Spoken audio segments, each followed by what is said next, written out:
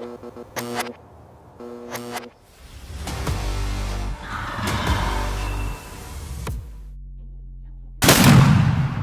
a warrior of the wild. See the fire in my eyes.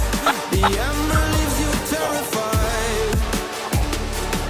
And I'm guided by the light. Every time you knock me down, I will turn it back around. Forged by the revolutions. Going one holding and going one to folding. Week 7, Mossy Oaks Turkey Season 2026. Know you in the groove now. You've done told all your buddies this is free. It's our gift to you. Mossy Oak Facebook, YouTube, the Mossy Oak Go app. Great content. And if you're paying attention to that content, there's little nuggets, little gold nuggets there everywhere. Let's go see what nugget we can find this week. Mossy Oak Turkey Season 2026 starts right now.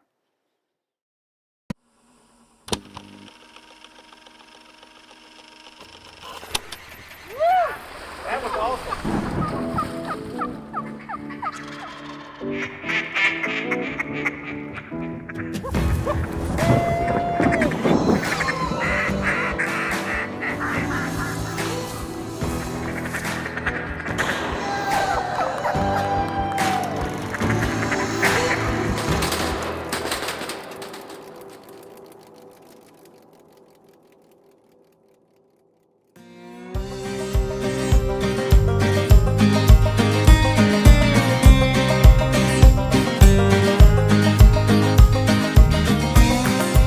So pretty excited here. It's our first trip of the season, headed west to Oklahoma, but we're making a stop in Missouri and picking up my good buddy J.R. Lanham. And we are going to travel throughout the night, headed for western Oklahoma to meet up with our buddy Todd Rogers at Rut and Struck Guide Service. Pretty excited to get out there. J.R. and I used to hunt with Todd years ago, and this is our first time back in probably 5 or 6 years, so excited to get out there in the morning, see what everything looks like, and get to hunt.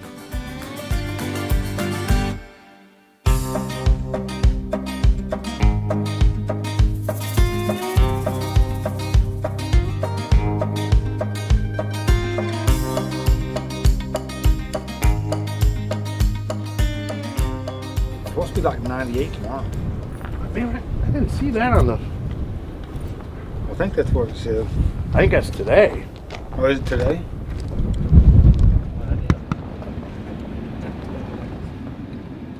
Right between them trees? No, there's 2 or 3 strutters.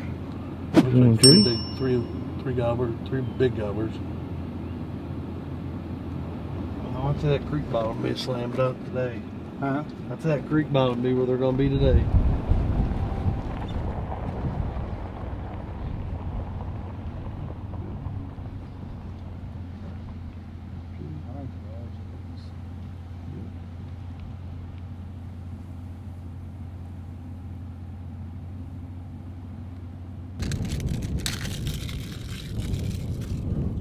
I just want to see what this will do.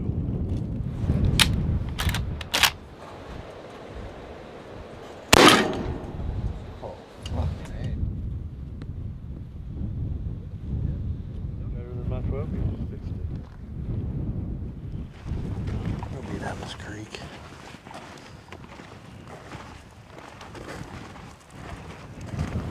What's that?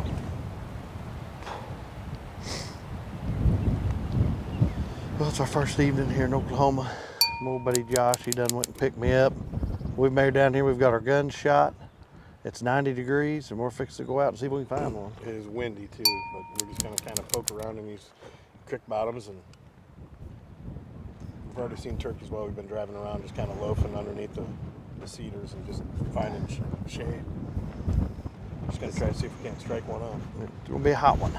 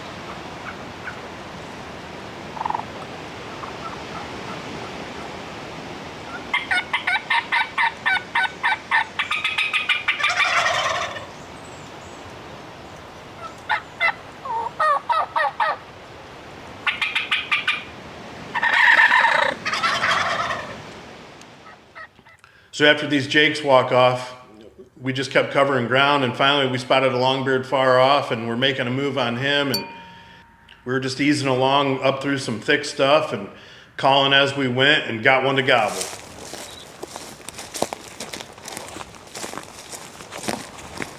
Those two right there? Yeah, right in there. Yeah.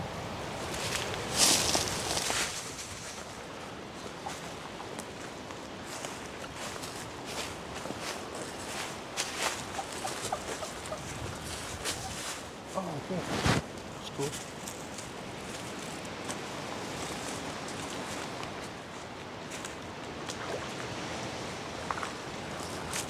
Yeah, I don't know. I mean, it'd be nice to have the lights up on them. They're surely coming.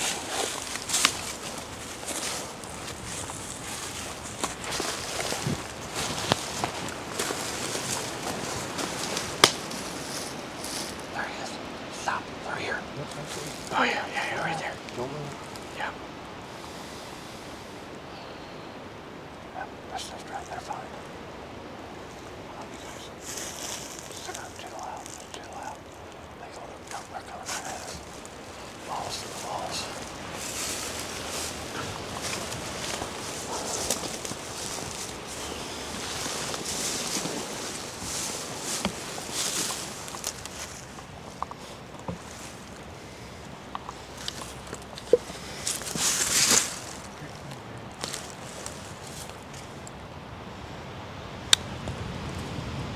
No, I don't have them.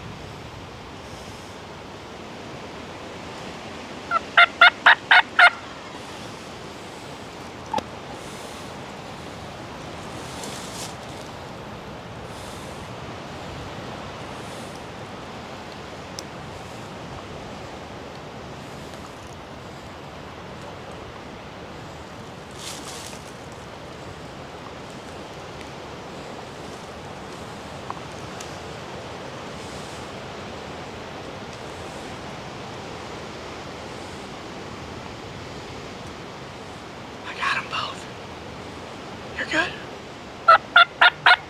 Left one. Left one.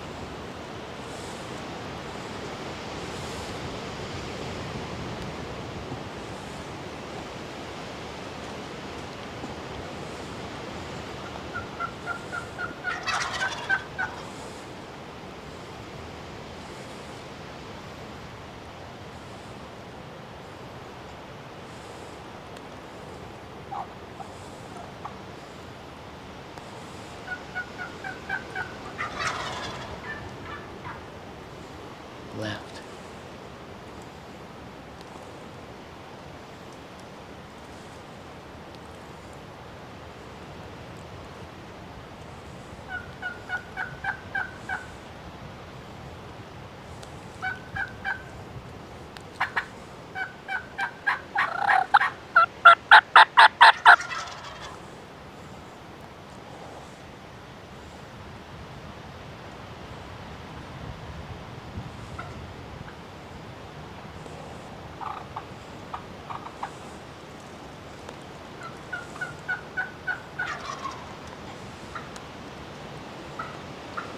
That's turkey.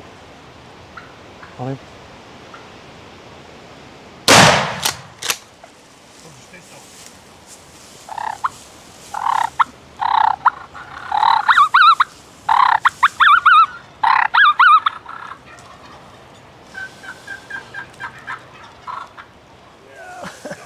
What do you think, bud? That's what we come here for, wasn't it? Yep. Then they had us dead to rights there. I figured it was just a matter of time. Man, that's been. Hotter than crap. What is it, Jake? No, that's that one you couldn't call up last year. I thought it was. Well, I called him up this year. Oh yeah. Oh, good turkey. He's my favorite kind. So we make one last move and get up in there.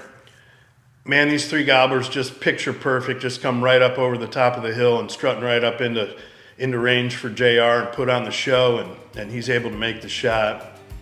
And man, it was just a great way to wrap up our first day in Oklahoma.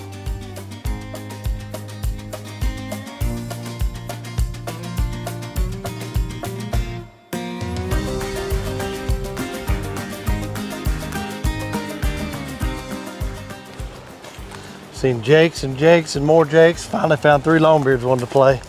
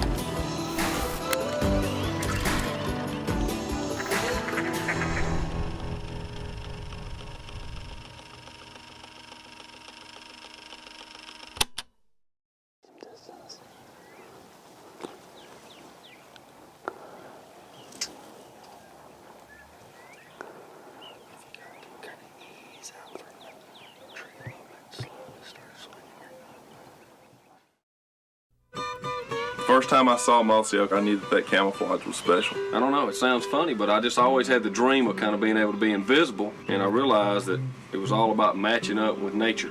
Whether you're bow hunting, whether you're turkey hunting, or whether you're trying to get a group of mallards to decoy in, Getting next to critters, more or less, is all what it's all about. Do we like to hunt Mossy Oak? That's our life.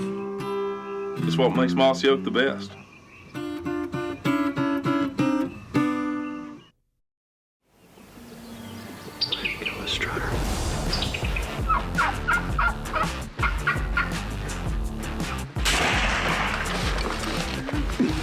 We got a sniper point right here. Like this is made for turkey killing. There, brother. Timber! Man, the echo chamber. Woo-wee, baby. You got that one. Congrats, buddy. Pow, baby, pow. I love it. All right, turkey season 26 continuing on. This is episode 2 with Wade, Coondog, and Perry. It's Eastern hunting at its best, and we're also going to continue on with our calling series. Myself and Mr. Butsky are going to talk about one of the toughest calls to do, one of the toughest vocalizations to master. That's the cluck and purr, all right now in turkey season 26. All right, now here we go with Coondog himself in the timber. Nothing better. There's a big bottom field below us. We heard a turkey from way up there. It sounded way distant, probably off this big ridge point. So, Dog and I will go sit up right there on the edge of the ridge. Yeah, I'll take this. I'm gonna drop back after we get set up. Yep.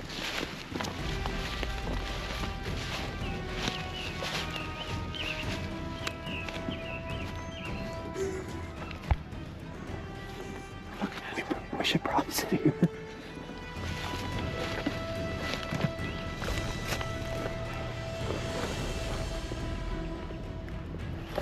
Drop back. We're in big timber here, and there's big ridges and cuts. Get back here over the roll a little bit, do some yelping. See if we can get these birds to come up here. Barry's just behind us, 20 yards. Well, we struck these birds. We got set up right away, found a good spot. Got the HDR end out. Barry's dropped back calling. We got a good setup, so that's what I like, a good setup. Timber kill, baby, hopefully.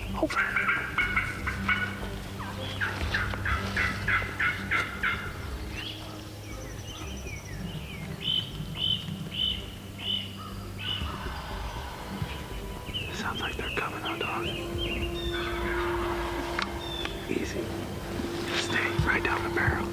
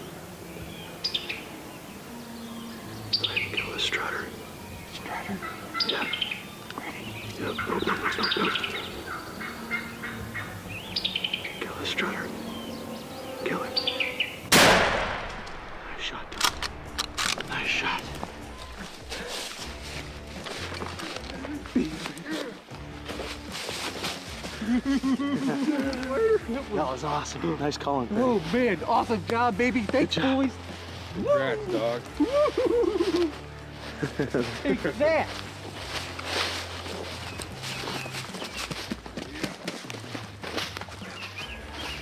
Nice. Timber kill, baby. Timber kill. Oh yeah. Man, the echo chamber. Woo wee, baby.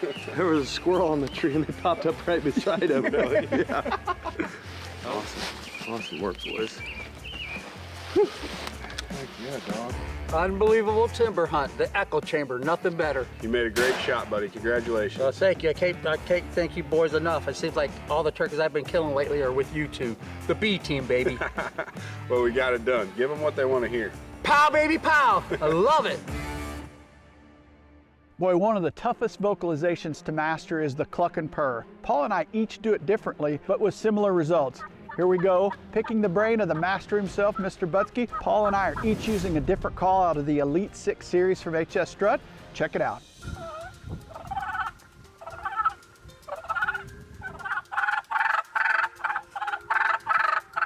So what are you doing to produce the purr? I roll my throat. I know you do a little bit different, but just like I'm gargling, I lay my tongue on the reed of the call to kind of increase the pressure, and you increase and decrease the tongue pressure, it varies the pitch of the purr.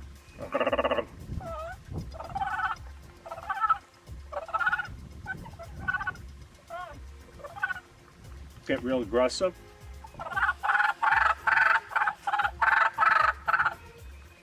Music to my ears. Contrasting to that, there's another way to do it, and that's with your rolling your tongue, just like you're saying.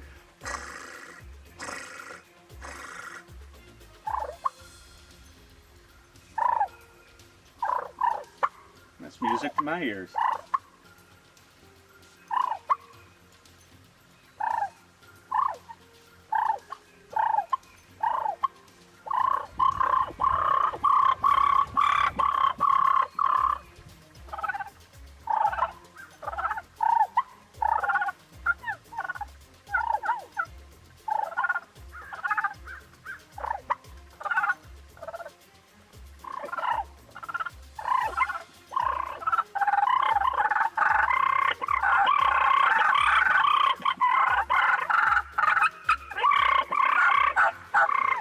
One thing about the purr, it's a difficult call to learn, and your best bet is to do it a lot when you're driving down the road or at work or wherever it's convenient for you. Just do it a lot, and eventually it'll come to you. And out of all the calls to do on a diaphragm mouth call, it's probably the most difficult to master. It is. It takes practice. And for those of you that do it 100 times, you get threatened with divorce, you don't get it down because you're sounding like a dead animal dying in that situation, because you're using it in close-in calling a lot of times, or the start of a conversation. Just go with a soft yelp. If you can't do the purr, do some soft yelping. It's not a necessity to go kill a turkey. No, it's not. And next up, Perry Batten in the timber, nothing better. Just got a third season tag here in Iowa, and as you can see, we got the whole crew with us. I think much like the viewers, we all just want to witness greatness in action here with Perry hunting. Absolutely. We're here just to observe, learn, admire, and be amazed, frankly. We're gonna go have some fun and hopefully kill a turkey. We just made some turkeys gobble. One time, we'll see if they want to fire up. Sometimes they'll shock and answer once, and then not go again. If they continue to gobble, much better sign, but sometimes it's just a shock.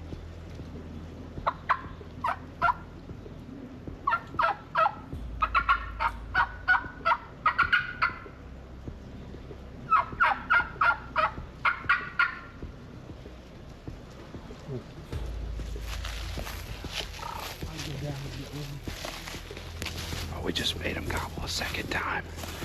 See if we can't pull him in.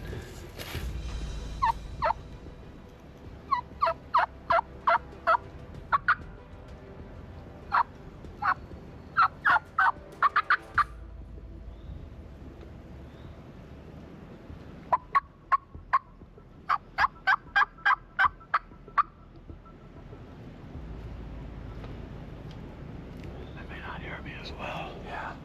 Because we put terrain between us and them. Let's sneak up to right there.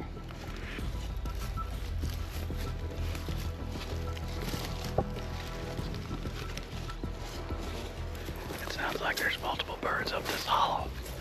And we got a sniper point right here. Like this is made for turkey killing. I would just make sure you face it, yeah. All right, I'll sign up here.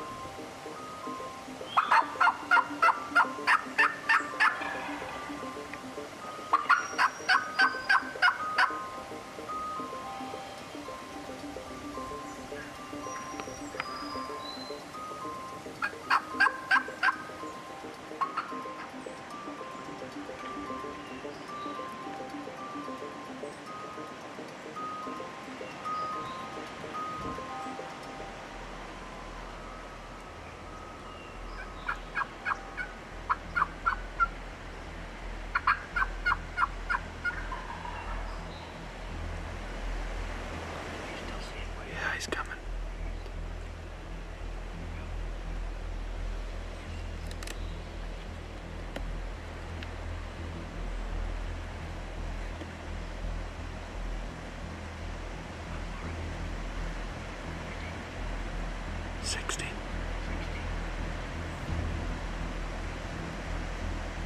You see him, Perry?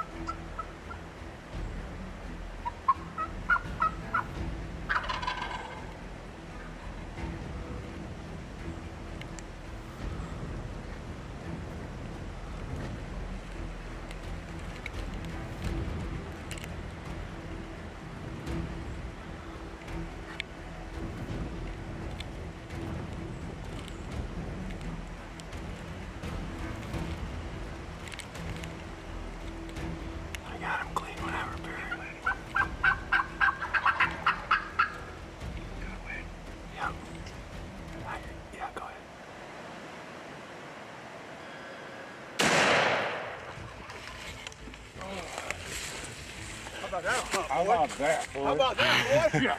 That was awesome, buddy. Right there, brother. Timber!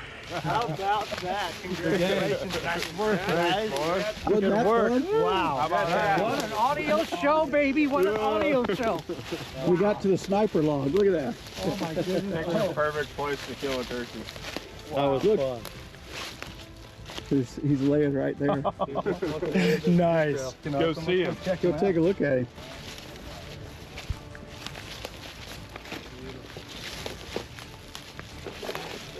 Beautiful turkey. 26. We are not. They don't get any better than that. That's a big old turkey right there, boy. I told you. Be able to witness I told you. history was made. When he gets started, I mean, there's no stopping him. Look at him. Thank you, boys. His last turkey season episode, he was on there with two beautiful women, and here he is now starting this episode off. I mean, he is like 5 dudes. He gets 5 dudes. 6 dudes if you count him. Yep.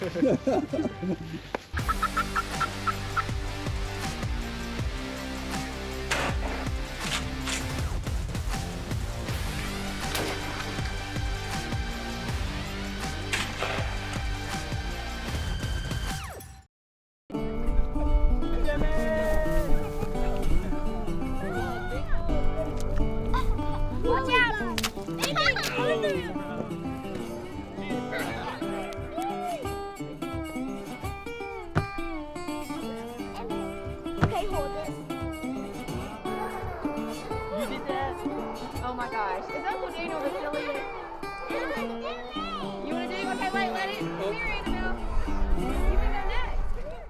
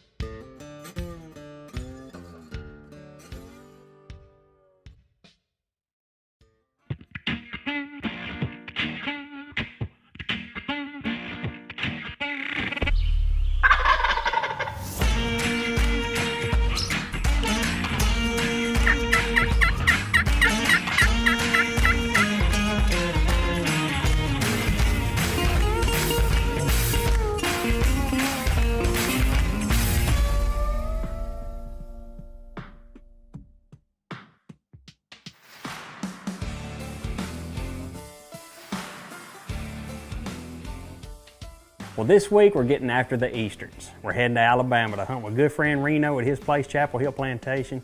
It's in east central Alabama. Usually he has birds. Let's see what he has this year. Turkey Hunter is brought to you by Browning, the best there is.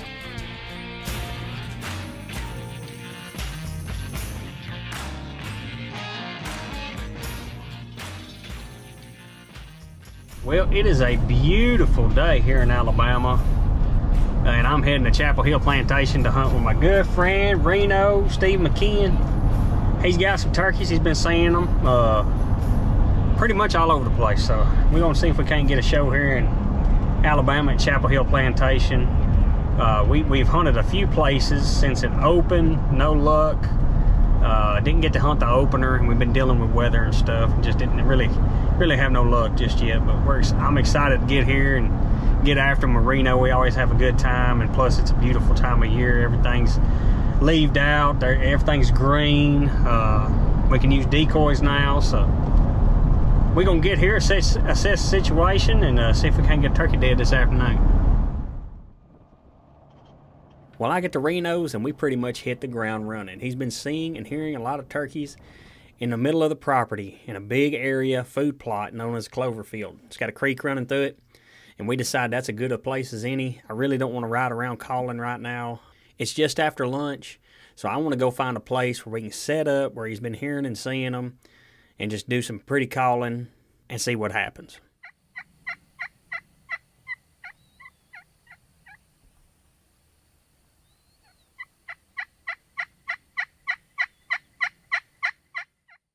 Well, Reno and I found us a good place to set up. We got the sun at our back, shadows casting in front of us, decoys are lit up good, and we're about 45, 50 yards from the road that runs right up the center of this. So we're thinking that if he does come out, right or left side, pretty much anywhere in this field, that they can see the decoy spread and come on to it. I do 2 or 3 calling sequences, and about an hour goes by, and I look to the right, and sure enough, here comes a longbeard.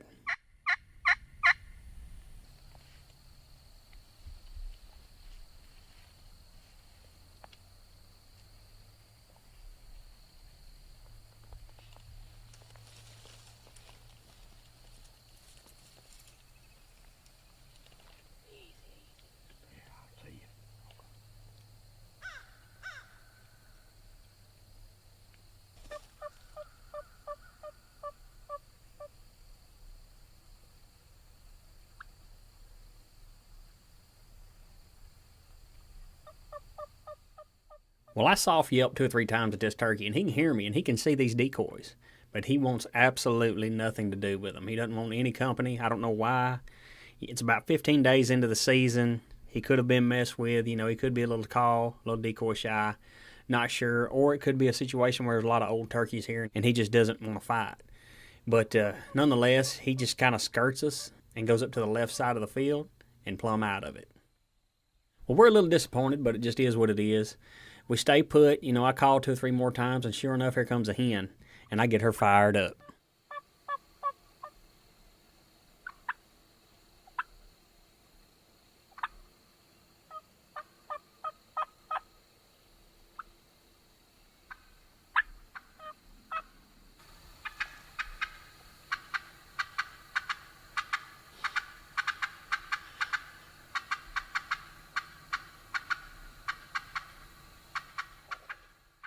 But with all this calling going on, it attracts two jakes. And upon first glance, they both look like gobblers. But as they get closer, I could tell they're jakes, and they start fighting. And I believe this is the reason why that turkey didn't want to come up to the decoys. He was probably scared of all these super jakes that are around.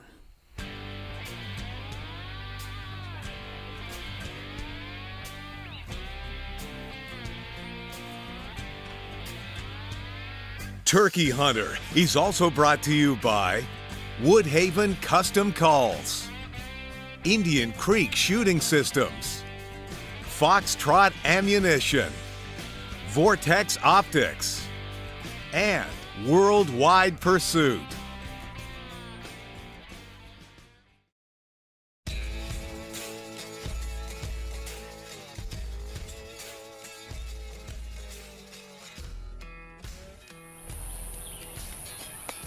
All right, guys, we just got set up again where we were at this morning. From where we were yesterday afternoon, we moved a little bit closer to this travel area right here where he was at yesterday, and he just never would come toward us any, so we decided to move a little bit closer. We hunted here this morning, but there was a bird up around the pond, and so we made a move on him this morning and spent about an hour with him, and didn't do any good with him, so we took a break. We came back here this afternoon. We're going to make it happen. Well, Reno and I decided we need to move a little closer to the road, so we built us a little blind around this sawtooth oak about 30 yards from the road, just in case that gobbler does what he did the day before, and this time we only put a hen out. And we no more than got set up, and I looked to the right, and sure enough, here he comes again.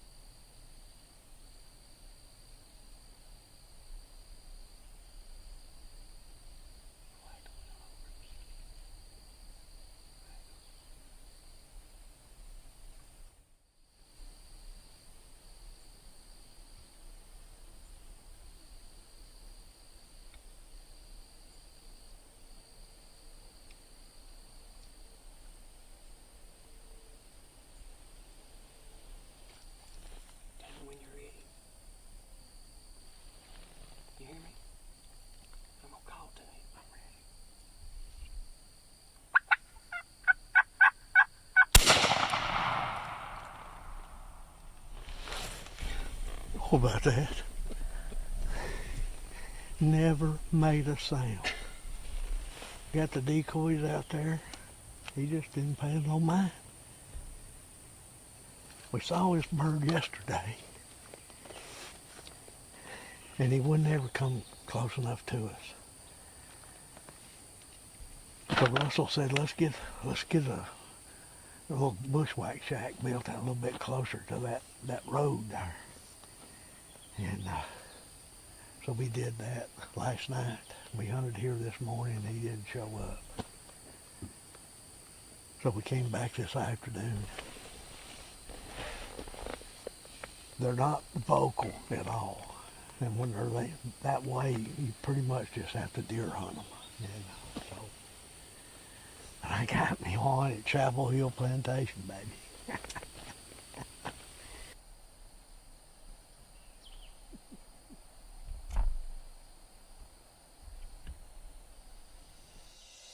Well, We got a bird den. We did. We sure did.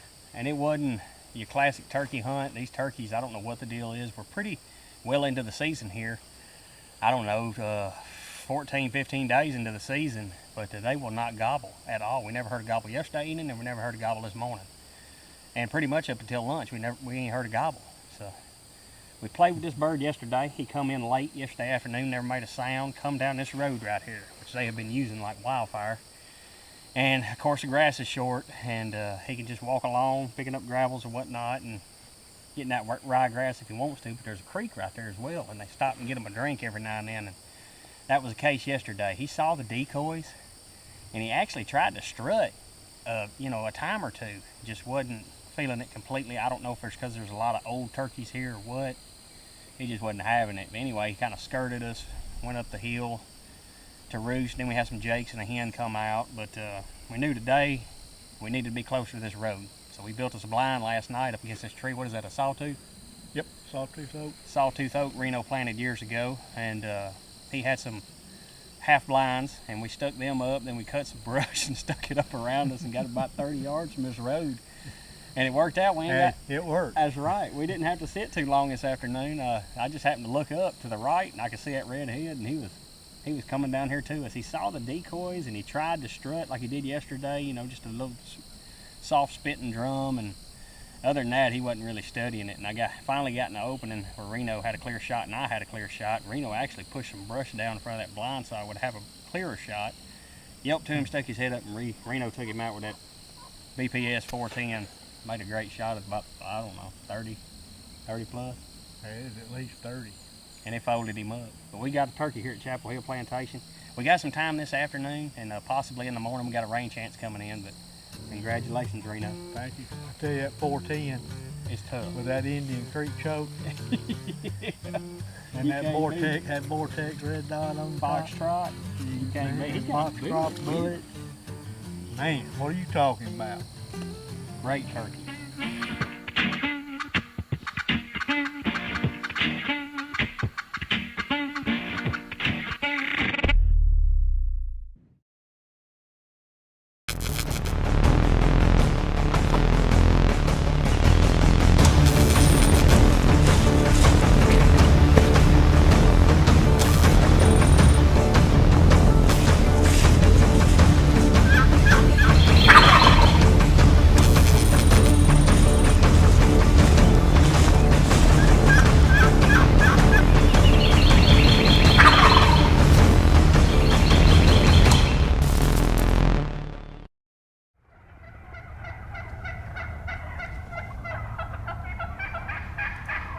You know, I don't really know that I can describe turkey hunting. Turkey hunting is kind of a feeling that I get. You know, I've been a deer hunter and duck hunter all my life, but turkey hunting, there's a certain mystique about it. There's a certain mystery in the calling, in the sounds, in the ways that turkeys communicate, in the way that we communicate with turkeys. And there's a challenge to it. There's a challenge in trying to get that turkey to respond to your call. There's a challenge in trying to be the best caller you can be to be successful. It is very true. You know, some men are mere hunters, others are turkey hunters.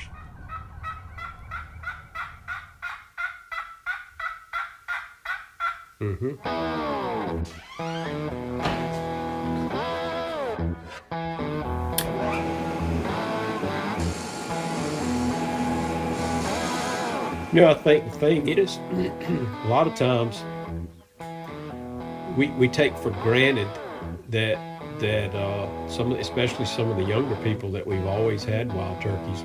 I can remember seeing my first turkey, and I can remember hunting areas that didn't have any turkeys, and now, you know, there are.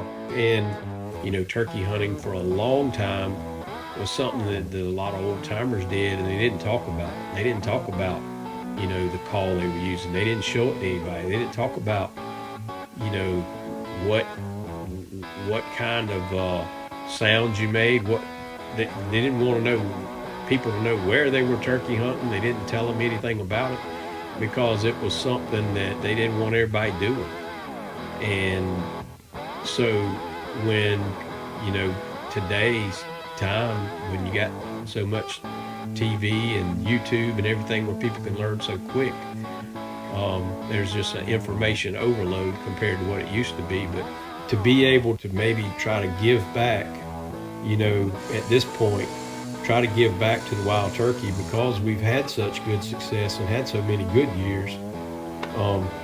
It's pretty important, and it's just a great time to look back and think what we need to do going forward.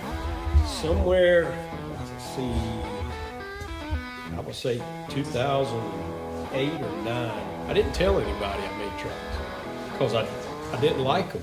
Because I just kept experimenting and trying things and doing different things.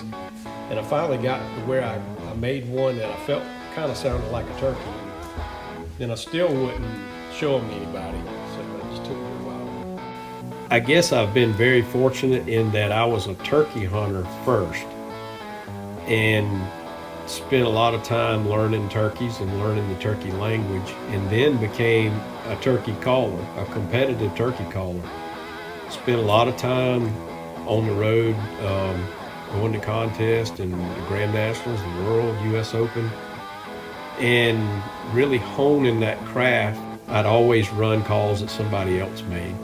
And I remember winning the Grand National Champion of Champions and running someone else's calls and just having that feeling that, I'd really like to do this and use a call that I made. So I set out to try to learn to make trumpets. It took me a couple years before I could kind of figure out what was what. I guess the icing on the cake was to win the Grand National Champion of Champions with a call that I made.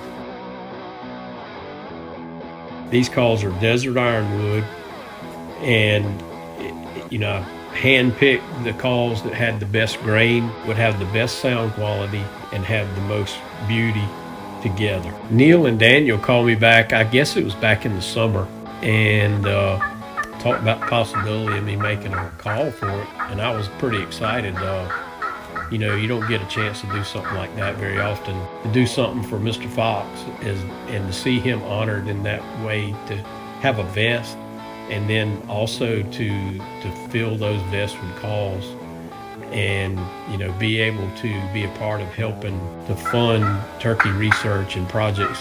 It's just a win-win for everybody. I've always been proud to be a part of the Mossy Oak team and family, and I'm really thankful that I got to be able to be a part of it.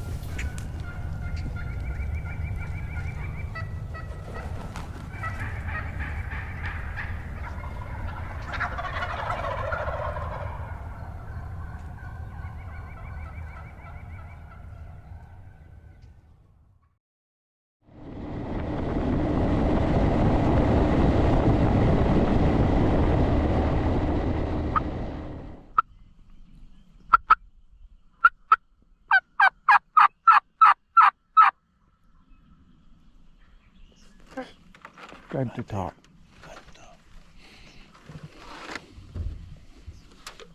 Going up soon. Gotta be going up right about now. Yeah.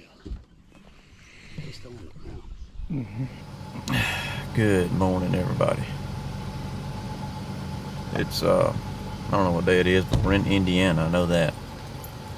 Got on the road yesterday. They won't let you kill but one the first week or 10 days in Missouri season, so got on the road and bumped into a little tree vermin, believe it or not, as I was traveling across. And he met me over here in Indiana with my boat. There he is. Morning. Morning. How we doing? We're doing good, buddy. All right. My stomach's not so much. Tell you what, that little pizza we ate last night's I don't know what she put in it, but I'll tell you, like I said, at 2 o'clock in the morning, I was trying to unchain the thing because I thought I was going to have to vomit. Okay, I don't know about that. I wouldn't do that again. No. Something ain't hit sitting right, is it? Nope. You breathing like you didn't run a marathon. What you do, running around this truck? I just got a little cardio in real quick. Did you? A little stretching. I tell you, when you're old like this, it's important. It's important to get you stretching. Did a little yoga this morning? A couple of jumping jacks. We're backed up to the boat ramp here with the tires in the water. Tailgate down. Tailgate down. Ready to let them dogs out, ain't we? I almost burnt my lip on that coffee. Let them dogs out. Hold the jokes. I'd like to get a sip here. Anyway, we're gonna chase us an Indiana turkey around. Yeah. Me and Squirrel came in here yesterday evening. We got here with about an hour and a half of daylight left. Put the boat in, went in there, heard us a couple. Yeah. Even laid eyes on one. Laid eyes on one. That's right.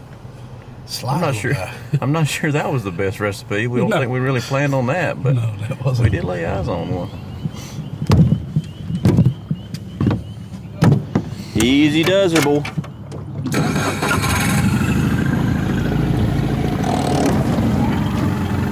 Good.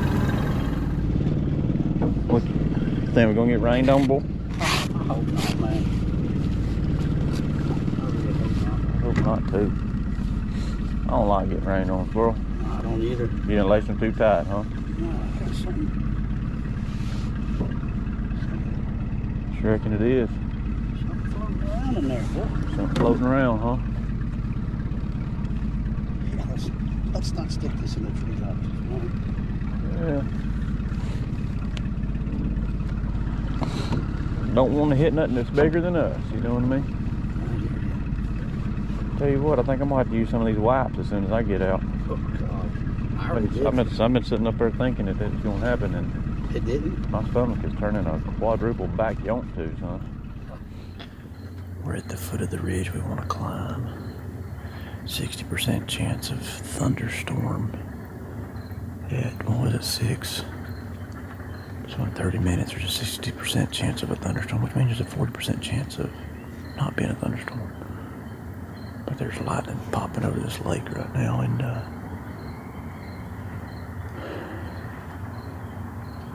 I tend to think that usually means it's a thunderstorm. Dear Lord, thank you for the day. Thank you for the spring. Thank you for the fellowship. Help and guide us, dear Lord, to make the right decisions. Help protect us from the storms. Dear Lord, if the rain falls, may it quench the thirst of everything around us. And in Jesus' heavenly name we pray. Amen.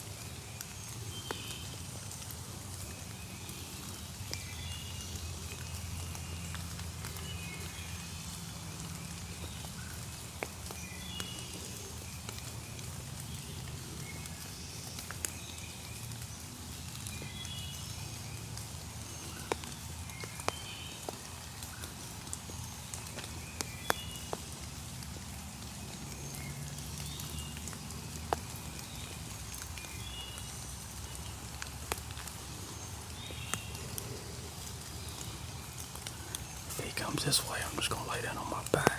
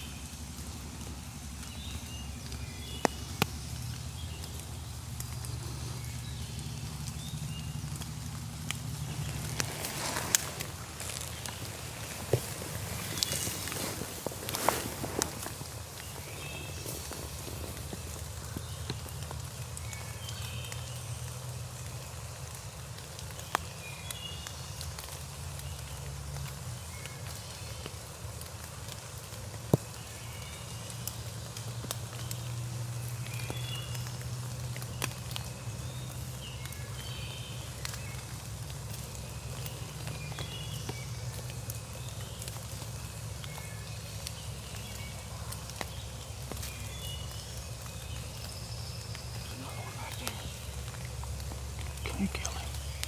Is he walking to the tree?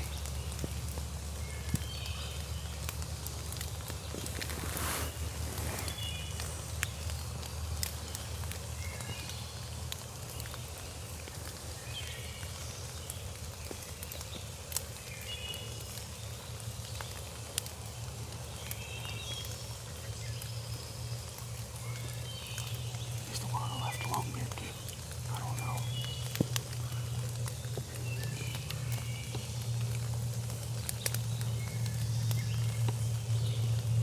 Don't kill one of them. I can't. I can't see. It's too dark on the left.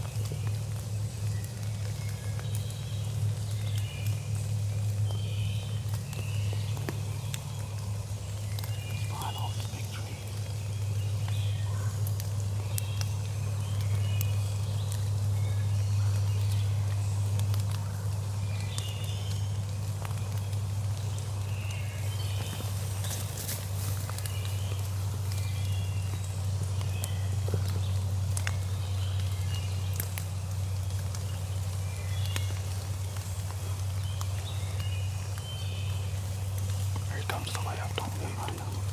Don't move.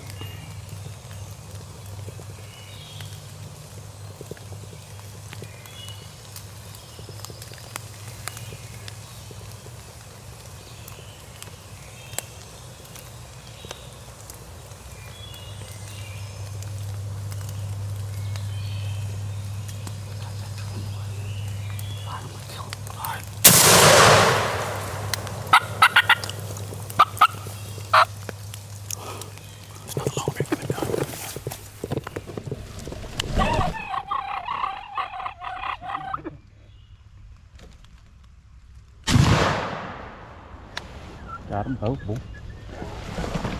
More cluck. Look at more cluck. The camera work sucked. Guess what? I turned the old barrel camera on before I shot. They're both long ears. Yeah, dang. Boy, take that from me. I ain't doing a good job of that. Got him, boy. Got him.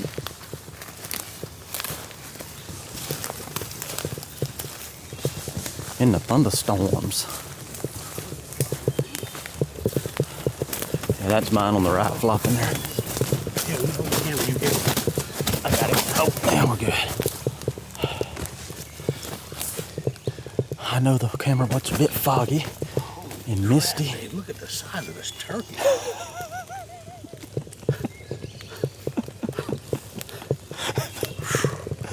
The spurs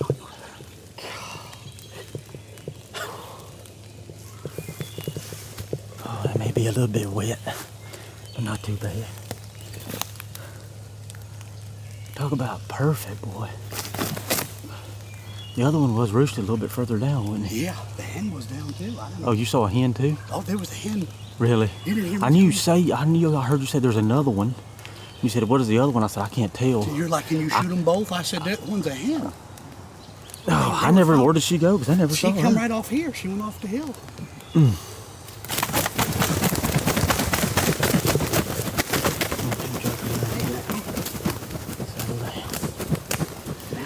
We have sat down under a thunderstorm.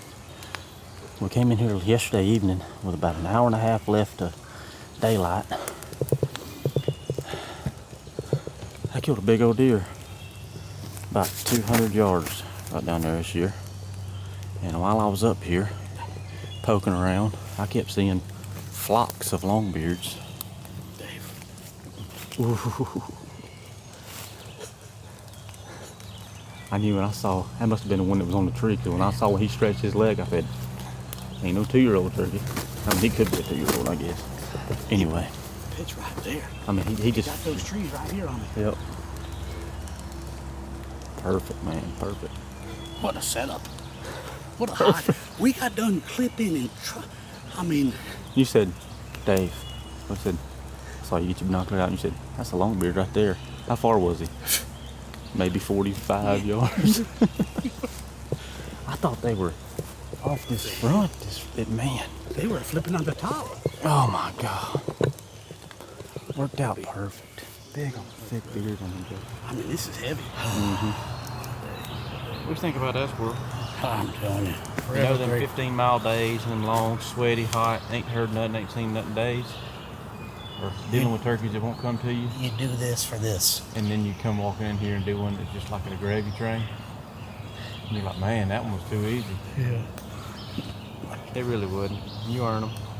Matter of fact, with this April, all that stuff. I still got about another 10. I've earned about another 10, I think. I don't think I'll kill the turkeys that I've earned this year. Oh. But you know what? Days like today make you feel like a superstar. Yeah.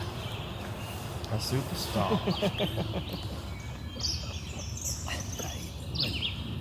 Oh man, this has got a little crooked somehow. Yeah, I don't know what you're doing. I don't know what I'm doing either. Having a good time is what I'm doing, squirrel. Hey. Having the best time. Yeah, it's a good day. You ready to light these things up? I am. I'm lighting mine up. Cheers. Cheers, buddy.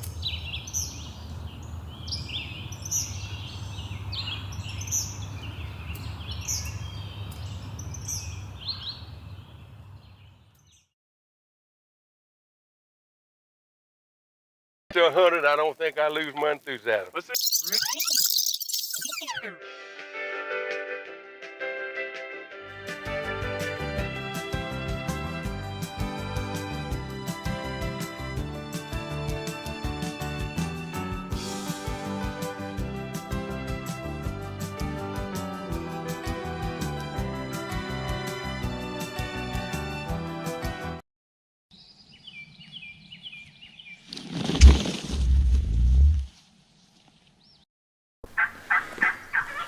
I wish we could say we worked hard for that bird, but we've only been here for 3 minutes.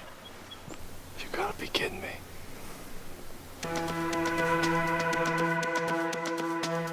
So my name is Senior Deputy Thomas Worley. I go by Tommy.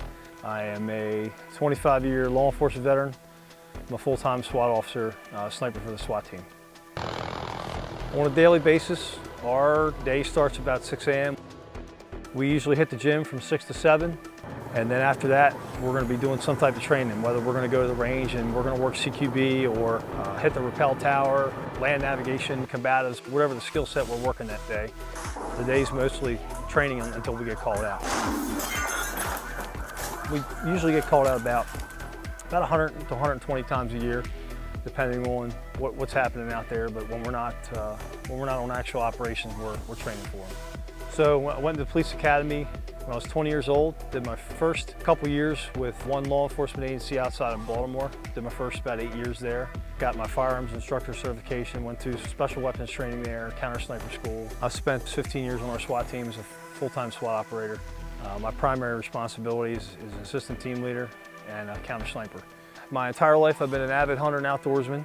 To keep my own personal sanity, I try to take myself on at least one hunting trip a year. So my wife Nicole is gracious enough. We have 2 boys, Hunter and Max. She's able to hold the fort down, take care of the family, and allow me to go on, a hunting trip here and there. I ran into Dave Hantosh through our neighbor, who happens to be Dave's father. Over the years, I've become extremely close with Dave and Dory, Dave's parents. And they always said, hey, if you ever want to go on a moose hunt or a bear hunt up in northern Maine, our son's the guy to do it. So I called Dave, I cold called Dave actually. And I told him who I was. I said, I'd love to meet and go on a schedule a hunting trip with you up in Maine and come up to your place. So about 5 years ago, I did my first trip up to Maine and immediately hit it off with Dave. And what I didn't realize was all the folks in camp that week were veterans and police officers and firefighters. So they were either first responders or military. Of course, Dave knew that I was going to fit well with those folks. And these are folks that I met 5 years ago that'll be friends for a lifetime. So I come up here for the camaraderie. I come up here to leave the hustle and bustle of busy work life behind. You can kind of decompress and detach from society for a couple days and come up here, and it's an amazing experience coming up here, seeing what Dave has done through Smoldering Lake Outfitters and running the home base here for Veterans and Field Foundation. Morning number 1, we got up. It was kind of drizzling, kind of windy and rainy. We got a little bit of a later start due to the weather and the fact that we already had a pretty good feel. We knew where the birds were. We got set up around 7:45, 8 o'clock, kind of picked out our spot, got situated, and eventually started calling probably around 8:40 in the morning on the first morning. And we had birds come in immediately.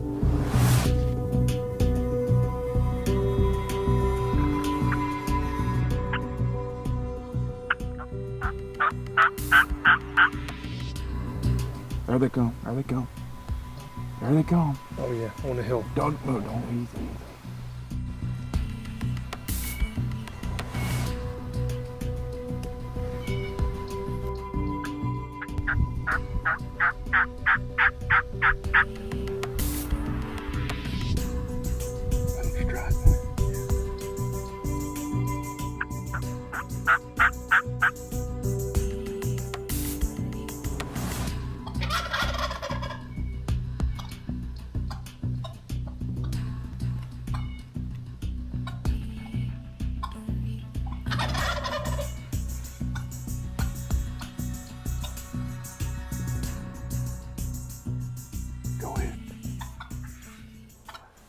Shoot one.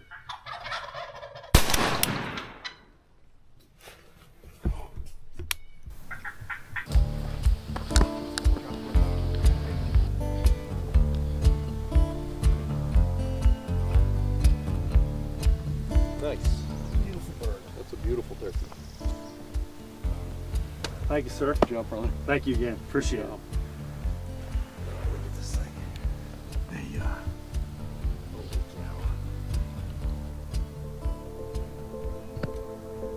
You know, when they gobbled, I couldn't tell if it was over this way or it sounded like they were back towards that. I thought they were to the right. When they popped up over that hill and that one went into strut, and then they started. They came right on the string. Well, you know what? Some of it's waiting for timing, knowing their routine a little bit, waiting for timing, letting that weather settle out so that they're more comfortable. A lot of this is more about woodsmanship and knowledge of learning over the years, knowledge of the game than it is the harvest. Other stuff, yeah, for sure. So the journey and the experience is more important than anything else, for sure, right? Absolutely. Yep. This one will be going on the wall in the man cave. Memorable hunt. Ready to go get some breakfast? Some farm fresh eggs? Yeah, let's do it. All right. So my childhood growing up as an avid outdoorsman, hunting and fishing, the skills I've learned, the things I've been taught over the years have ultimately helped me effectively facilitate my job as a SWAT sniper. And to this day I enjoy helping people and utilizing the skills that I've been taught over the years to help people make a difference and help resolve critical incidents. So at the end of the day, I just want to personally thank you guys. I want to thank everybody, Dave and Carrie at Smoldering Lake Outfitters and the folks at Veteran Field Foundation, as well as the whole crew from Mossy Oak that was able to facilitate this and bring me up here for this amazing experience. These guys, this is a first-class operation up here, and I'm proud to be part of it, and I can't thank you guys enough for the invitation out here to spend a week with you guys. To Senior Deputy Tommy Worley, thank you for your service. Everyone at Mossy Oak is honored to know you.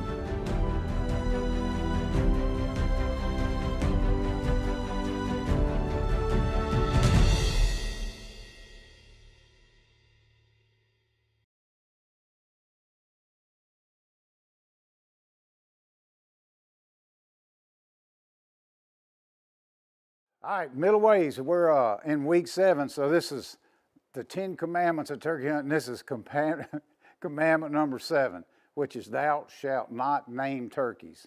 And I know people, oh, you crazy, we name turkeys all the time. Well, here's some advice. If you ever go to a new place, whatever, and they're picking out who goes where, and they say, well, we're going to let him go down there and hunt old Limpy, or he can go hunt whatever that. Don't do that. Because everybody in the world has yelped and made that turkey, so don't name them. But I put this in the category of superstition. I'm very superstitious. Hey, if that's a sign of a weak mind, I'll own it. That's okay. To me, it's kind of fun too. But I think naming a turkey is bad luck. Anyway, I'm superstitious. I'll tell you a really quick story. I'll give you a quick version. I had this guy in camp, big group hunt, whoever it was, riders. And everybody was asking me about that, and this guy was fascinated that I was superstitious. And he made me name some of the superstitions that, you know, like, first thing he did is he took a piece of duct tape and wrote on his gun, I'm taking him tomorrow, Lucky 13. And he showed me, what do you think about that? And I said, hey, it's your hunt. And then he called me in there, he had hats laying on the bed. A hat laying on the bed, big time. That is bad luck. Cross knife blades. He was like, look over and look on my, he just went on and on and on. Look for a ladder so he could walk under it. Hey, whatever. He's just making fun of me. So we go hunting the next morning. First thing is, I know where we were. We're on a big listening hill. If the turkeys gobble to the left, way down this bottom, that's a swamp. Anything from dead center this way, it's a little bit of higher ground. So I'm sitting there going, please, man, gobble to the right. I don't want to deal with that swamp. Boom, 2 or 3 turkeys gobbled. I say, okay, get down there, and we're fixing to be in knee-high water. And I was asking him, I said, now, you know how to move in the water? You don't pick up you just slide it along and be quiet, because I don't know how. First thing he did, trip, fall, face first, 53 degrees. So now he's shivering, and it's cold. Get to the high ground. Long story short, this turkey we had a great hunt. This turkey would move this way, and we would back out and do end around. You've all done it. Anyway, we fooled this turkey till almost noon. He missed it. And by that time, we got to walk a half mile back, and he's walking out of there, and he's walking. I said, what's wrong with you? Well, now he's chafed because he had all that swamp water in him, this guy. And I wanted to say, hey, take that Lucky 13 off you. Anyway, he wasn't letting up. We stopped at this little gas station to go in there and get something to eat. And they got the lighted stuff with all the food in. They had some chicken in there laying on like garlic bread. And I'm looking at it going, ugh, looks kind of old to me. And he said, you're not going to eat some chicken? What, is chicken bad luck? And I said, and I'm thinking, no, I ain't going to eat it because it looks green. But anyway, he got him a big piece and ate it and looked at me. I didn't know chicken was bad luck. Well, the chicken was bad luck for him. 3 hours later, he's outside of that porch on his knees hollering Ralph. I'm telling you, he threw up so hard, he busted blood vessels in his eyes. And when he got up, he was wiping his head with a rag like this. And I said, hey, you want me to pull that Lucky 13 off your gun? And he looked up and went right back. So whatever you do, just superstition, don't name turkeys. That's a good start. Well, guys, it is 4/11, April 11, and it's 5:19 p.m. I've got the crew with me. Just got home from work, and I checked my trail camera, and we've got a strutter on camera at one of the places about 5 minutes from the house. So not sure how that's going to work, but we're going to try to do a mad dash and a little run and gun, and good Lord willing, he'll come in there to us. He's got about 6 hens with him, but we're going to try it. Y'all stay tuned. Who are they watching, guys? The part-timers. Yeah. Part-timers from a hunting standpoint applies to everybody, whether you're a deer hunter, elk hunter, hog hunter, turkey hunter. Nobody gets to do it full time. We would love to, but we can't.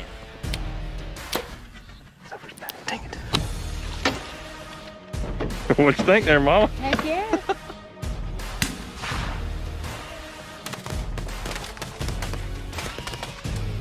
That right there is good shooting. I got him, Zoe. So pumped. Look, he's bleeding. I'm slow. Dude, my cameraman. I got it. Did you? Yeah.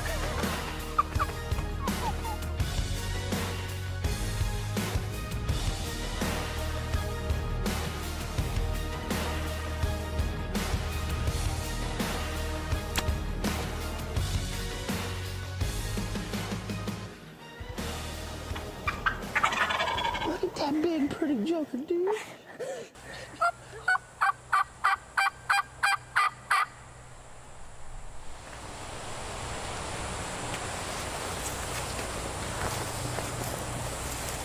just need to kind of stay behind that, okay, baby?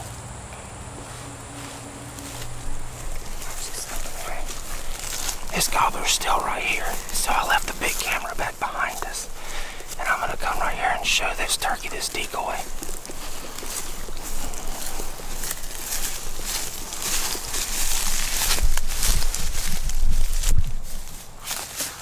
Get right here, Knox. Right there. Sit down on your knees. So, get right there. Right there. Sit down right there.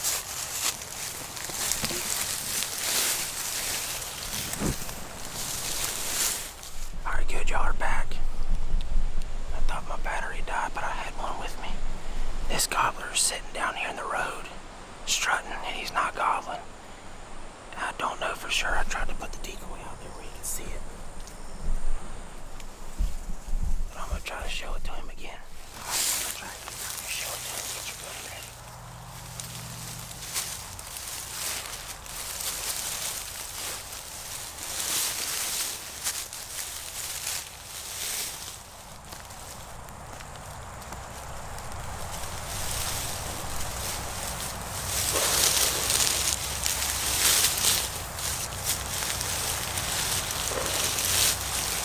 He can see it. I know he can see it. I just gotta try to make him look over it.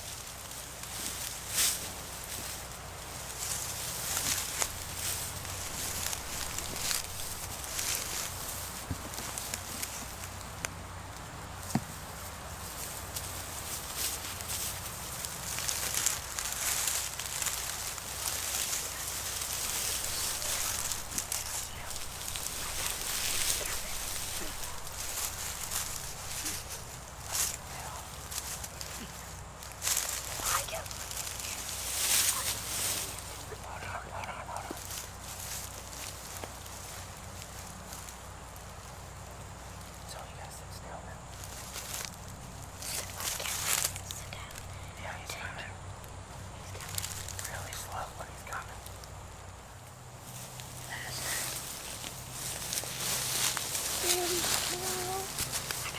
Dude, be still. Get your gun up, dude. He's coming. Zoe, come right here. Come right here, quick. Get right here, quick. Sit right beside me, quick.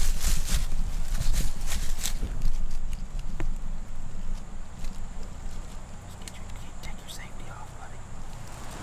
He's getting close. He's coming. He's coming. Just be very still. You see him?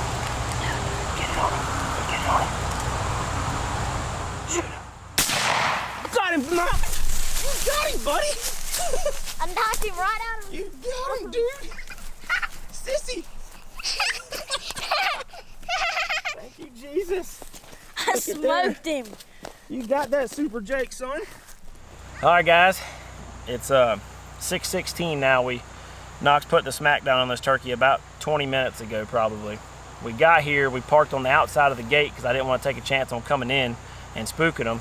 We got in here and I killed a big old gobbler with R-dub right there 2 years ago, and he was right there like 10-15 steps, had a 12-inch beard. So this is a really cool piece of property to me, especially for him to kill his first turkey of the year literally 10 steps from where I killed my biggest turkey ever. But this gobbler had came past my trail camera and was just loafing under these big old oak trees right here, and he wouldn't gobble, he wouldn't really come or anything like that. So we came on up a little bit further, and I stuck Uhtred, my Jake decoy, out and hit it real loud, and he never really answered, never really looked at it. So I crawled out there and stuck it out there a little bit further in the road. I took a pretty good risk doing that, but I just figured, hey, if it's meant for us, it's meant for us. He's either gonna come or he's not.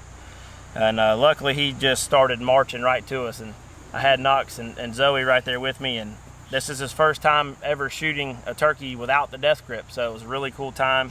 We practiced a little bit a few months ago shooting like that, and it paid off. He came in at 10 steps, and I told him, I was like, put it on his big caruncles there and just smoke him, and he did. He just rolled him right up. What'd you think, man? I loved it. Yeah, that was pretty cool sitting like that. That's what you call running and gunning. It's not your traditional, like we've had to do in the past, just sitting in a ground blind calling them up. This was kind of a little bit more action, wasn't it? Yeah. That's awesome, man. And you did a great job. Proud of you, dude. I'm proud of you. You did a great job. You held it together, but man, I'm tickled to death. It's two weeks left of the season, and just super blessed to have this opportunity for him to harvest this bird, man. Thank y'all for watching. Who are they watching? Part-timer. Yeah, hat trick. We haven't done this in a while. You ready? Wait, go get your hat, sis. All right, come back behind me. Okay, ready? 1, 2, 3. You can try again. Whoa! Yeah!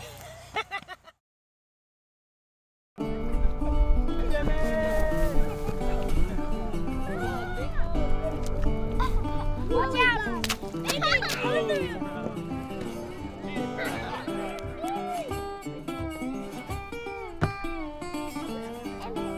Okay, hold this. You did that? Oh my gosh. Is Uncle Daniel the silliest? You want to do? Okay, wait, let it. Come here, Annabelle. You can go next.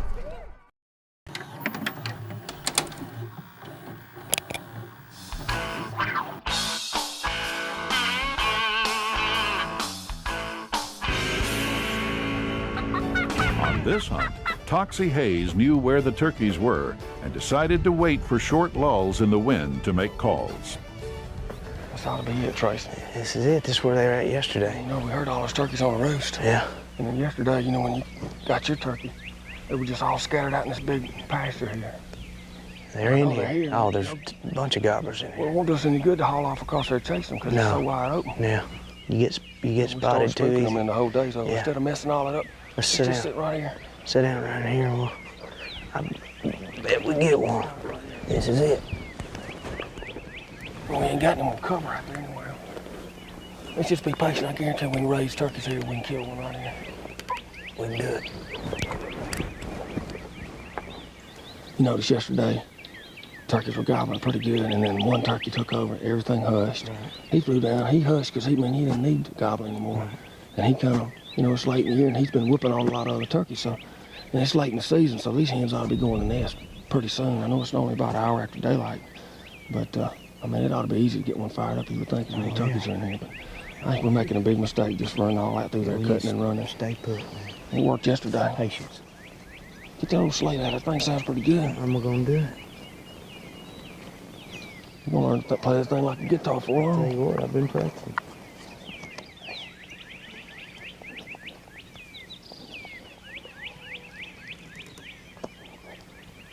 Listen up.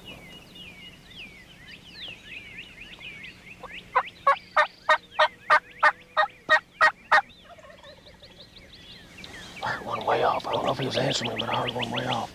That's the first turkey gobbled in a while. Let's get the collar and sound like a bunch of hens, see if we can get them fired up.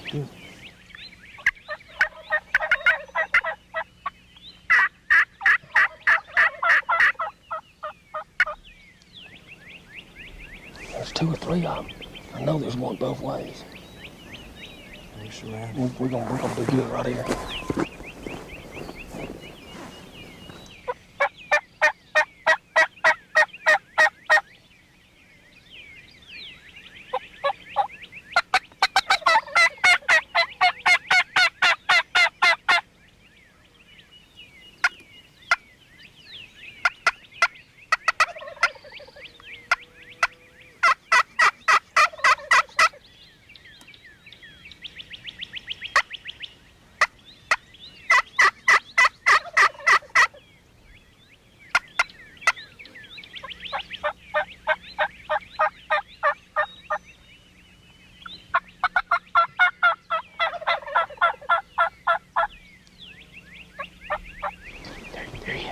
You see him? Whoa, man, I can't shoot.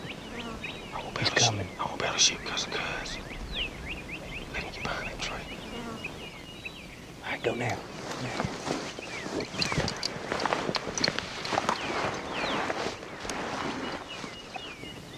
He's got a hen with him, but God, look at him spread. Look at that fan.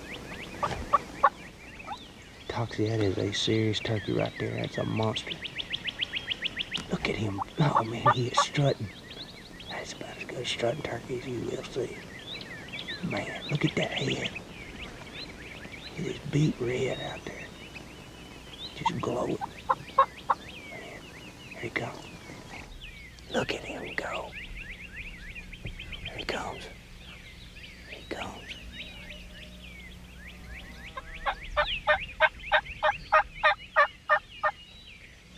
Man, look at that head. It is beet red out there. Just glowing. Man. Lord, that's a monster. Look at that. Look at that. God, that's beautiful. Look at that red head.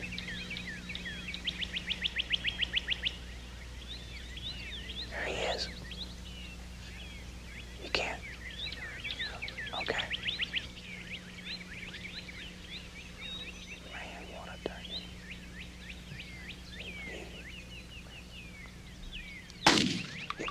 Yeah, good shot. Good shot. That's the one.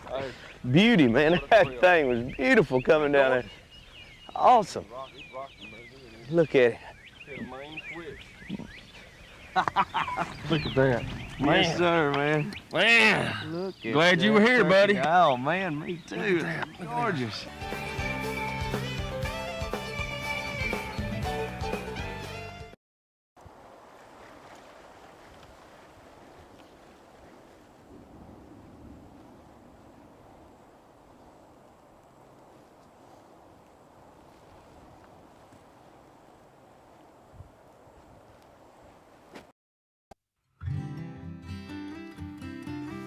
That is the original bottomland. So when I started the company and started this, Mossy Oak Bottomland was a color version of Mossy Oak. So legally and at the time then, this is called Mossy Oak. We wouldn't call Mossy Oak Bottomland. The pattern was Mossy Oak. That's all we did. That's all I really thought I'd ever do maybe. At the time, I didn't know where things would lead me. I was just so grateful that people embraced it. People were buying it. People were liking it. I mean, I didn't know that would happen. There were two color versions of Mossy Oak.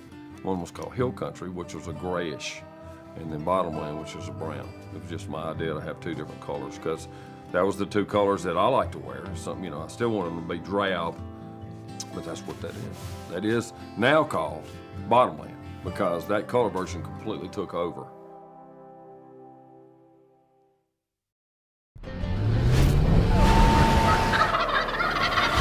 Runway 33. Yes. Hopefully now you're a turkey hunter. Oh, I am. That's all it took.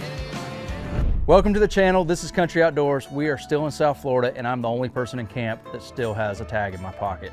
We're going to the orange groves. We're doing hand-to-hand combat. Things are going to get up close and personal. Thanks for watching. Like, subscribe, leave us a comment. Cut to the decoy. Let him do it. Let him do it. He's not.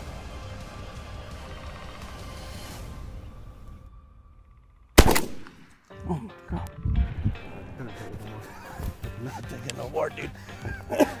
That's the most Kyle thing ever, and I love it. Dude, I cannot do it no more. I'm sorry.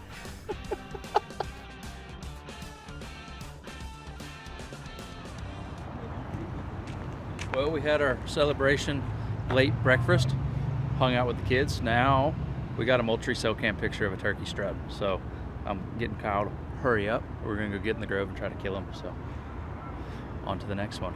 Great day, great day.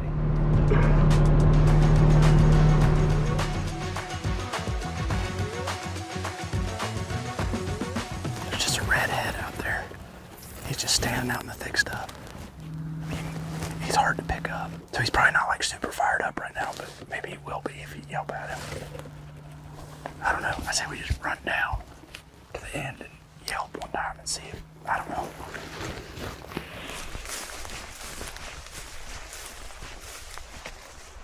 I glassed a turkey out in the middle of a pepper field. So we're cutting through this grove. Gonna try to get in position and hopefully get where he wants to be. We'll see. This particular spot is like my nemesis. I've had my butt beat here. Oh, I don't know, 7 or 20 times. So hopefully this morning we've learned from our lessons. One's feeling in the right mood.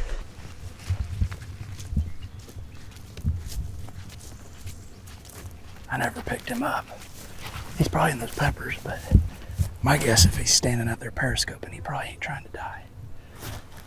I was just hoping we'd pick up a strutter over here. I don't know where they're at.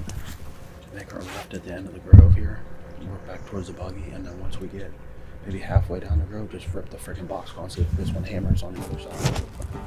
I wonder if that turkey was this turkey.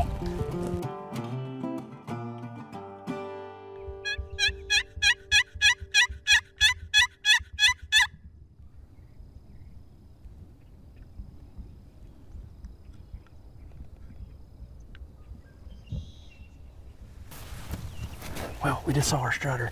This is where he was yesterday, and he's walking this way, so we'll see. I mean, he's on this side, so there's a lot of ditches and canals right here to work with.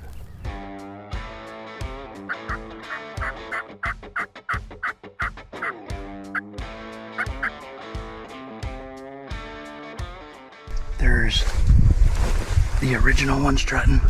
There's the one that popped up on this side strutting, and there's another one that's closer walking to us. So I guess we'll give it a minute.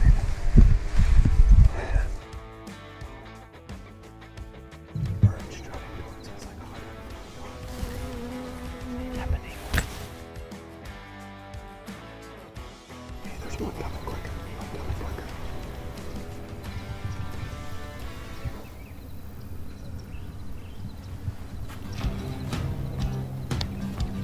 Straight by that white post.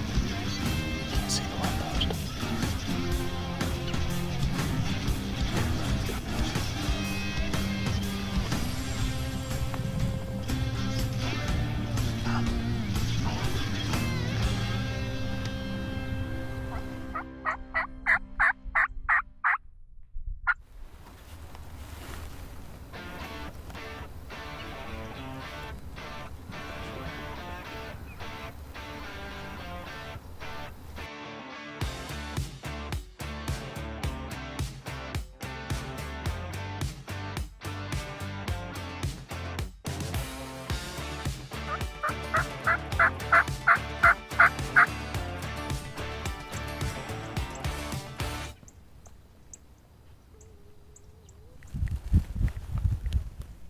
He's right here. He's right here. Kyle, he's right here.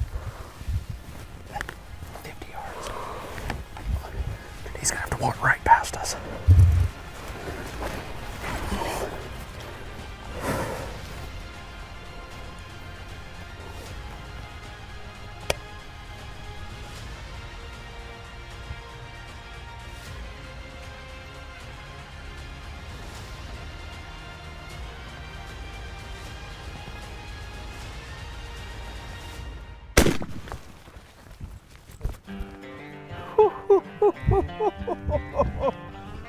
Hey, that was close enough. With it. Dude, 4 yards. We let him walk. Bro, I'm looking for him, and then I just see him up here, right here, and he's like this tall. I'm like, dude, I got as small as I could possibly get right there and was just like on my side with my gun, and I watched him out of the corner of my eye. holy, That's probably, dude, that was close. that was close. Close. Wow. Dude. Wow. That was incredible. I knew it was gonna hit him low. Yeah. Good night. This orange grove has given us fits. It's given me fits, I know. It's good to finally get even with one right here. We were walking out, and on this row right here, there was one strutting on this side. We glassed them for 30 minutes or so, and finally another one popped over on this side. 3 of them came. I guess you could probably see them coming. They crossed over and walked, I don't know, that has to be 4 yards past us. And Ty was set up over here with the camera, so I was like, I'm just gonna let him pass. And he walked by at 4 yards, and I had the hawk scoped out all the way out. That's a really rather close shot. Yeah. Oh. Some say too close. Another one in Florida with my pal. Might be the most memorable one. Yeah. Had me going. 1, 2, 3, 4, 5, 6. We'll give it 7. Conservatively 7 yards, so. Hold on, Molly. Hello. You want to see? Oh. She's running away. Molly, look. Is that a turkey? Hi, Turkey. I know. That's basically the same reaction I had.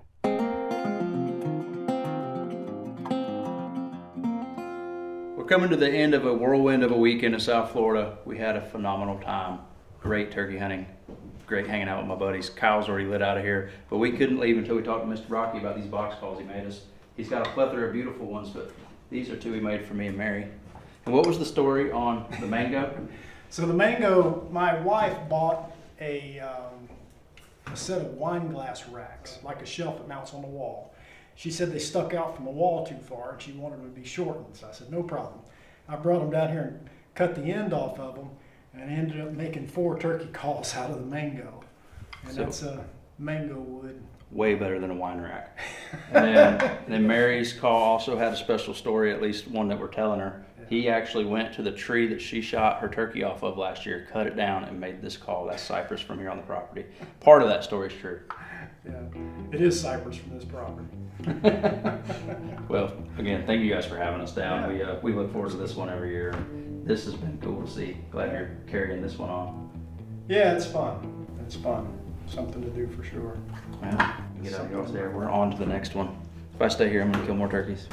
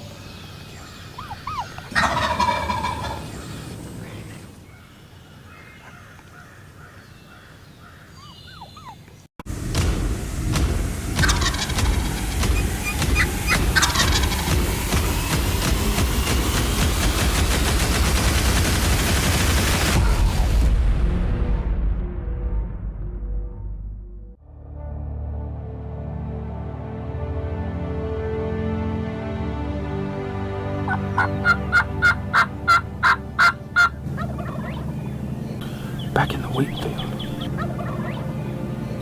where we observed last night, we saw a couple jays, 4, 5, 6 hens. Wasn't really much going on. We're gonna sit here and wait. See what happens.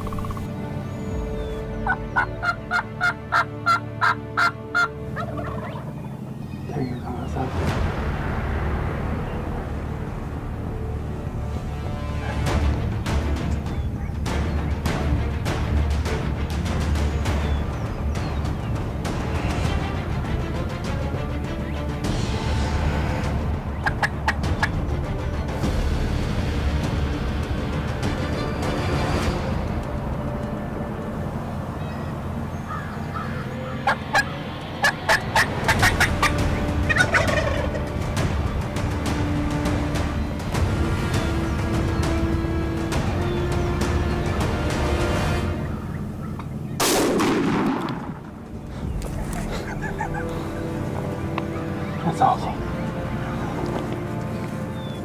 hear him drumming? Pretty cool. Yep, we got a pretty good walk out of here. But it's gonna be a rejoiceful walk, because I'm gonna have a turkey over my back. Alright, let's go. I gotta go gather up all my stuff.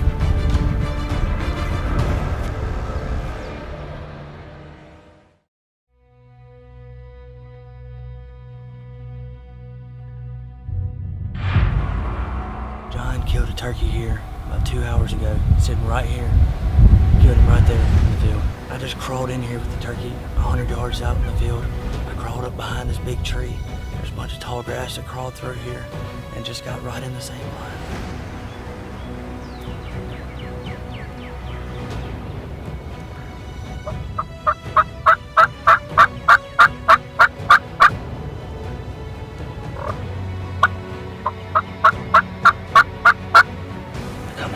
Coming right back down the side of the field.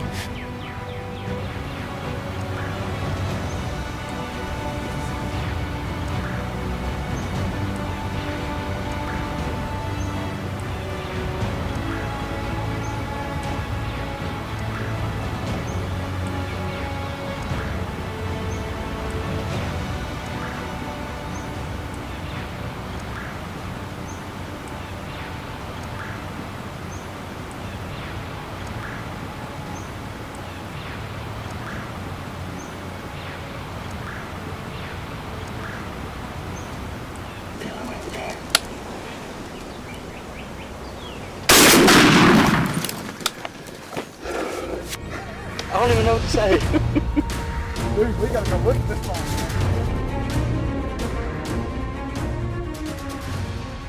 There's a high ridge that comes over behind them. There's a long wheat field and came all the way around and crawled up to the exact tree they were sitting on. Got in John's spot, got John's gun. Turkeys were right over there and called them right back in. Just a paintbrush, double beard.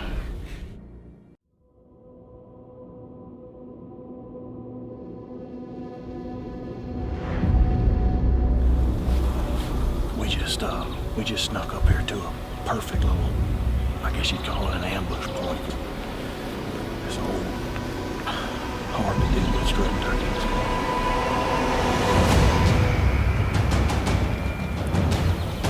Look, things are looking good right now for our plan. This big long bearded strutter and his hens have covered a lot of ground moving towards us. They're coming, so we're thinking we're gonna get a shot. So.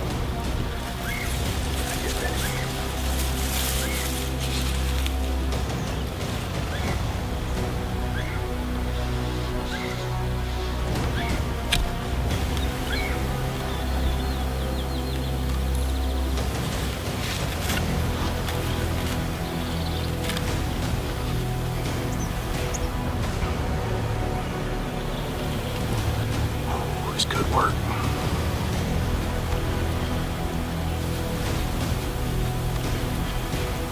I can just barely see his fan through the grass right there. I see his hand's just right in front walking. Feeding as she goes, and he's just steady strutting right behind her. He's gonna be right on the edge, easy in range, no doubt.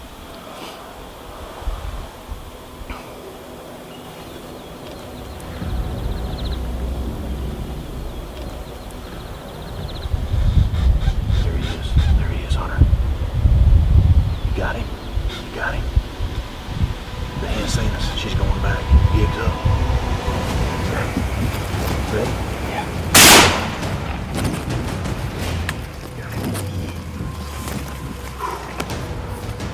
That hand pecked us there. A little bit of a tilt, but we got him. Lay of the land, got in this deep ditch, uses grass. Got in here, you can see Hunter's camera right there.